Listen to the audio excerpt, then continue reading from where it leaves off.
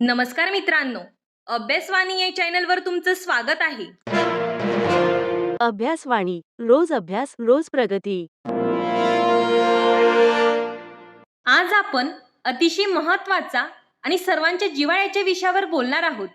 तो म्हणजे आगामी टायपिंग टेस्टची शॉर्टलिस्ट आणि त्याचं संपूर्ण गणित. ही परीक्षा किती कठीण असणार आहे आणि किती लोक टायपिंगसाठी पात्र ठरणार आहेत हे आपण थेट पुराव्यांसह आणि डेटाच्या आधारे समजून घेणार आहोत. कोणत्याही युद्धाला जाण्यापूर्वी जसा शत्रूचा अंदाज घ्यावा लागतो तसा स्पर्धेचा अंदाज घेणे इथे गरजेचे आहे. चला तर मग वेळ न घालवता थेट मुद्द्यावर येऊया. आज आपण मागील कट ऑफ्स, सध्याचे अचूक अंदाज, टायपिंग टेस्टचं खरं आव्हान आणि त्यासाठीची रणनीती या सर्व गोष्टी टप्प्याटप्प्याने उलगडून पाहणार आहोत. सुरुवात करूया मागच्या म्हणजे 2024च्या परीक्षेच्या ट्रेंड्सपासून. भूतकाळात काय घडले हे पाहिल्याशिवाय भविष्याचा अचूक अंदाज घेता येत नाही. सर्वांना आठवत असेलच, 2024च्या परीक्षेत सुरुवातीला कोणतीही शॉर्टलिस्ट लावण्यात आली नव्हती. सर्वांना थेट परीक्षेची संधी मिळाली होती. पण खरी मेघ कुठे होती? तर संपूर्ण स्पर्धेत फक्त आणि फक्त 129 रिक्त जागा होत्या. आणि इथूनच खऱ्या स्पर्धेची आणि त्याच्या भयानक वास्तवाची कल्पना येते. विचार करा, एका बाजूला जवळपास 27,000 उमेदवारांनी ही परीक्षा दिली होती, पण त्यातून टायपिंग फेरीसाठी किती जण निवडले गेले?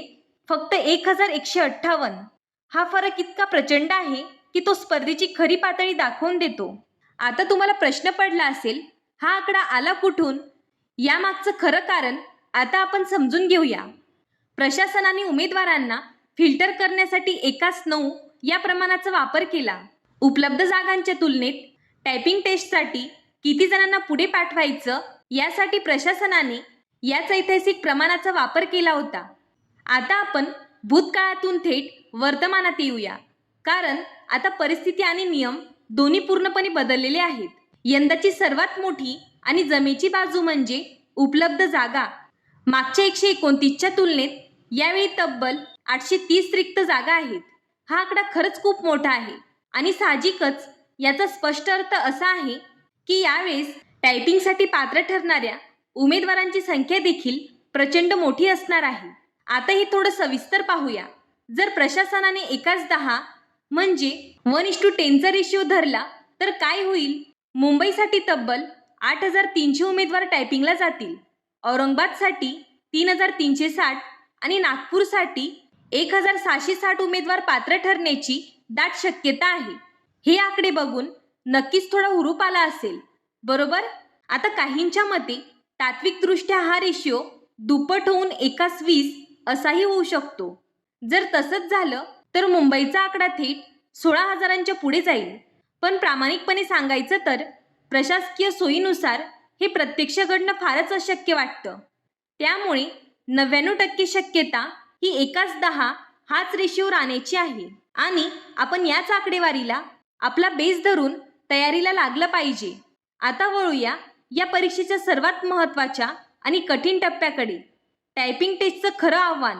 या उपलब्ध जागांपैकी केवळ एक पोस्ट मिळवण्यासाठी प्रचंड समर्पणाची आणि वेडेपणाची गरज भासणार आहे. इथे झालेली एक छोटीशी चूकही तुम्हाला कॉम्पिटिशनमधून कायमचं बाहेर फेकू शकते. आता वेळेचं हे कठीण गणित बघा. जर तुम्ही अगदी नवशिके असाल आणि 50 शब्दांचा वेग म्हणजेच 50 WPM गाठायचं असेल तर ते एका रात्रीत होणार नाही. 1 ते 15 दिवसात यावर प्रभुत्व मिळवणं पूर्णपणे अशक्य आहे. एका महिन्यातही हे साध्य करणं अतिशय कठीण जातं. पण जर तुम्ही दिवस रात्र एक करून प्रॅक्टिस केली तर मात्र हा 50चा स्पीड नक्कीच गाठता येतो. सातत्य हाच इथला नियम आहे. तर आता सर्वात महत्त्वाचा प्रश्न, हे 1:10चं एक मोठं आव्हान आणि टायपिंग टेस्ट पास होण्यासाठी तुम्ही खरोखरच आतून तयार आहात का? या व्हिडिओमधून मिळालेल्या माहितीचा वापर करून स्वतःच्या तयारीचे योग्य मूल्यमापन करा आणि योग्य दिशा पकडा. हीच योग्य वेळ आहे. कामाला लागा आणि यश मिळवा. हा व्हिडिओ उपयुक्त वाटला असेल तर चॅनलला लाईक, शेअर आणि सबस्क्राईब करायला विसरू नका. धन्यवाद. अभ्यासवाणी रोज अभ्यास रोज प्रगती.